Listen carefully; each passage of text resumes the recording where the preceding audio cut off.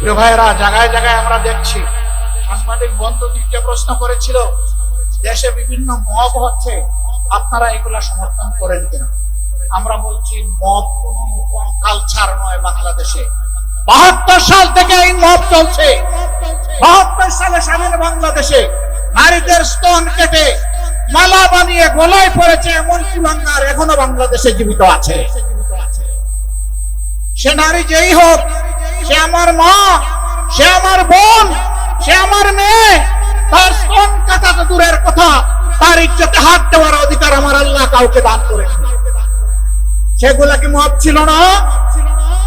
জীবন্ত মানুষকে কুচিয়ে কুচিয়ে ব্যানার দিয়ে ক্যামেরার সামনে, মুভি ক্যামেরার সামনে হত্যা করা হয়েছে, সেগুলাও মব ছিল। তাই বলে আমরা কি মবকে সমর্থন করব? না, সমর্থন করার প্রশ্নই উঠে না। কোন নাগরিক নিজের হাতে আইন তুলে নেওয়ার এখতিয়ার রাখেন না। রাষ্ট্রের বিদ্যমান আইন, সে যে আইন হোক, সেই আইনের ভিত্তিতে বিচার হবে যদি কেউ অপরাধ করে থাকে।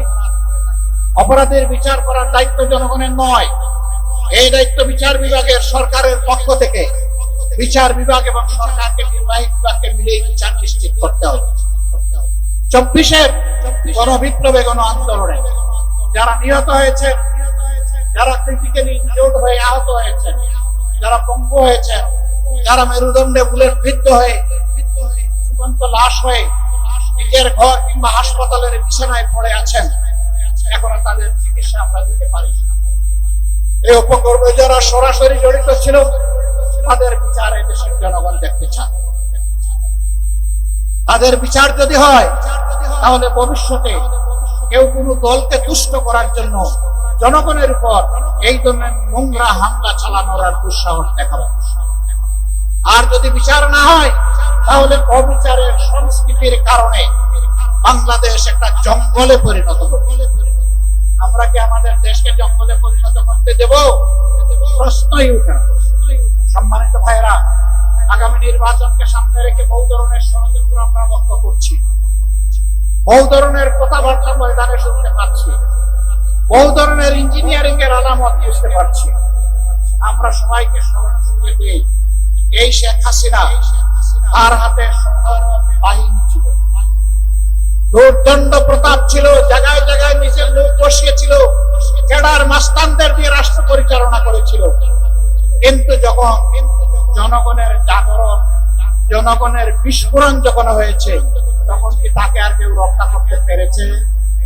তাহলে যেই জনগণ এত মূল্য দিয়ে একটা পরিবর্তন এনেছে, সেই জনগণ আরেকটা ফেসিবাদ কায়েম করতে দিবে না ইনশাআল্লাহ। আমরা আপনাদেরকে কথা দিচ্ছি, ফেসিবাদ বিরোধী এই লড়াই ততদিন চলবে যতদিন প্রিয় দেশের বুকে ফেসিবাদের সামান্য চিহ্ন বর্তমান থাকে। ফেসিবাদকে নিশ্চিহ্ন না করা পর্যন্ত আমাদের লড়াই কেউ থামাতে পারবে না ইনশাআল্লাহ। আর আমরা বিশ্বাস করি এই সকল কিছুর নির্ভুল পূর্ণাঙ্গ একমাত্র সমাধান হচ্ছে আল্লাহর কুরআন এবং নবী মুহাম্মদ রাসূলুল্লাহ সাল্লাল্লাহু আলাইহি ওয়াসাল্লামের শাসন। এর বাইরে মুক্তির, শান্তির, ইজ্জতের, নিরাপত্তার কোন রাস্তা নেই। রাস্তা একটাই, সেই রাস্তায় আজকে সমস্ত দেশপ্রেমিক এবং ইসলামী দল এক স্রোতে মিলিত হচ্ছে। আপনারা দোয়া করুন, এই স্রোতের প্লাবন সমাজের সমস্ত আবর্জনাকে যেন ভাসিয়ে নিয়ে যায়, কিছুই যেন না থাকে। থাকবে শুধু এই দেশের সৎ এবং সত্যপন্থী লোকেরা। সে যে ধর্মের লোক হোক, যে দলের লোক হোক, কোনো আপত্তি নাই। এখানে কোনো দুষ্কৃতিকারীকে আর প্রশ্রয় দেওয়া হবে না ইনশাআল্লাহ। সম্মানিত ভাইরা, আজকে আমরা বিভিন্ন জায়গায় যা দেখতে পাচ্ছি, এখানে ওখানে বিভিন্ন আক্রমণ এবং আইন শৃঙ্খলা বাহিনীকে কাজ করতে না দেওয়া। আমরা আইন শৃঙ্খলা বাহিনীকে বলি, অতীতে যারা অপরাধ করেছে তাদের ব্যাপার রাষ্ট্র দেখবে। এখন আপনারা যারা দায়িত্বে আছেন, আপনারা দায়িত্ব পালন করুন। আপনারা ন্যায়ের পথে থাকবেন, আপনারা অন্যায়ের বিরুদ্ধে ব্যবস্থা নেবেন। জনগণ আপনাদের পাশে দাঁড়িয়ে আপনাদেরকে শক্তি যোগাবে ইনশাআল্লাহ। আমরা আপনাদের পাশে থাকবো, কিন্তু অন্যায় করতে দেখলে সবার আগে আমরাই কিন্তু প্রতিরোধ গড়ে তুলব। অতএব অন্যায়কারীদের পক্ষ নেবেন না, ফ্যাসিস্টদের পক্ষ নেবেন না, জনগণের পক্ষে থাকবেন। কারণ জনগণ আপনাদেরকে রাষ্ট্রের এই দায়িত্ব দিয়েছে।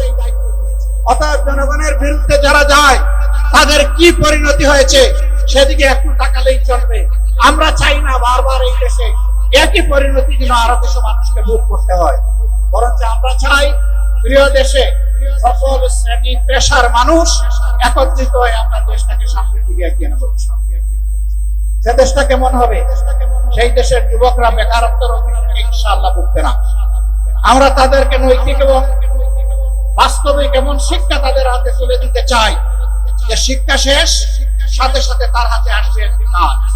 তিনি উদ্যোক্তা হতে পারেন, আবার কোন জায়গায় চাকরিও করা লাগতে পারে।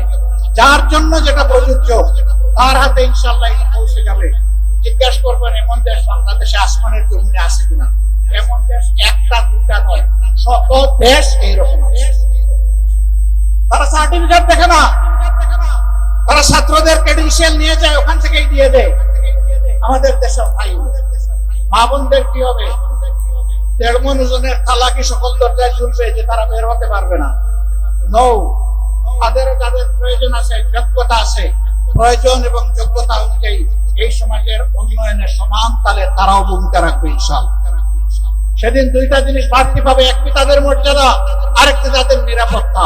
এখন মর্যাদাও নাই, নিরাপত্তাও নাই, দুইটা তাদের হাতে তুলে দেওয়া হবে ইনশাআল্লাহ।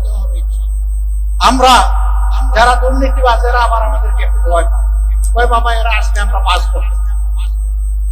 যেভাবে রাষ্ট্রের সাধারণ জনগণ বাঁচবেন সম্মানের সাথে, একইভাবে আপনারাও বাঁচবেন সম্মানের। আপনি যা পাবেন তাই দিয়ে ইনশাআল্লাহ সম্মানের সাথে আপনার সংসার চলবে।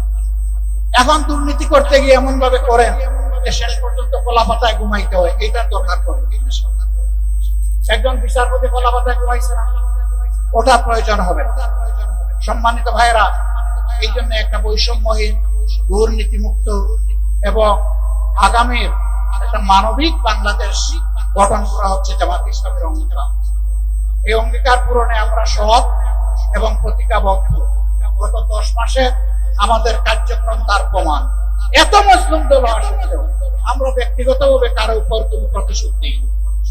আমরা বলছি আমাদের হাতে কোনো মানুষের জীবন, ইজ্জত, সম্পদ ক্ষতিগ্রস্ত হবে না ইনশাআল্লাহ, কারণ আমরা আল্লাহকে ভয় করি। আল্লাহকে ভয় করার কারণে কারো ইজ্জতের উপর, জীবনের উপর, সম্পদের উপর হাত পড়বে। সম্মানিত ভাইরা, আওয়ামী হায়নারা আপনাদের সন্তান, আপনাদের ভাই জনাব এটিএম আজহারুল ইসলামকে আপনাদের বুক থেকে ছিনিয়ে নিয়েছিল। মহান আল্লাহর অশেষ মেহেরবানি, তিনি মুক্তি পেয়ে সম্মানের সাথে, ইজ্জতের সাথে, আইনি লড়াইয়ের মাধ্যমে, দুনিয়ার কোনো মানুষের দয়ায় নয়, কৃপায় নয়, আল্লাহর দয়ায় তিনি মুক্ত হয়ে এসেছেন। এই মুক্ত মানুষটাকে আজকে আমরা রংপুরবাসীর বুকে আমরা উপহার দিয়ে, আপনারা কি তাকে কবুল করে নিলেন? আলহামদুলিল্লাহ। এখন থেকে বাকি জীবন তিনি থাকবেন আপনাদের পাশে, আপনারা থাকবেন তার পাশে ইনশাআল্লাহ। তিনি জাতীয় জীবনে যাতে গুরুত্বপূর্ণ দায়িত্ব পালন করতে পারেন, মহান আল্লাহর দরবারে সেই দোয়া কামনা।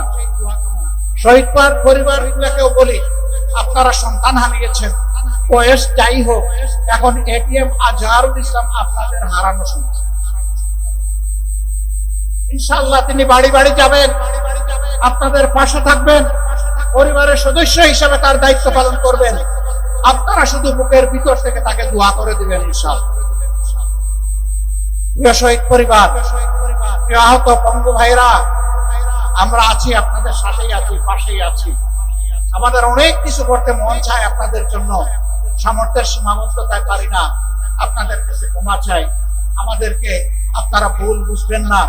আপনারা আমাদের জন্য দোয়া করবেন, আল্লাহ যেন আমাদের সামর্থ্য আরো বাড়িয়ে দেয় এবং আরো নিবিড় ভাবে যেন, আরো সম্মান দিয়ে যেন আপনাদের পাশে আমরা থাকতে পারি। আপনাদের সকলকে আজকের এই জনসভা সফল করার জন্য অন্তরের অন্তঃস্থল থেকে শুকরিয়া জানানোর আগে জনাব এটিএম আজম সাহেব, তিনি যে দাবিগুলো আপনাদের সামনে উত্থাপন করেছেন সবগুলোই সঙ্গত এবং ন্যায্য দাবি। এর সাথে উত্তরাঞ্চলের দুঃখ তিস্তা, এই তিস্তা ব্যারেজ এবং তিস্তা স্থায়ী প্রকল্প বাংলাদেশের জনগণের প্রাণের দাবি। আমরা চাই তা অবিলম্বে বাস্তবায়ন হোক। তাই নিয়ে কোনো টাল বাহানায় দেশের জনগণ মোটেই সহ্য করবে না।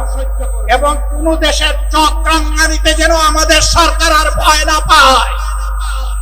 এদেশের 18 কোটি মানুষ যদি সরকার জনগণের পক্ষে থাকে, তাহলে 18 কোটি মানুষ সরকার যেই হোক তার পিছনে দাঁড়িয়ে যাবে ইনশাআল্লাহ।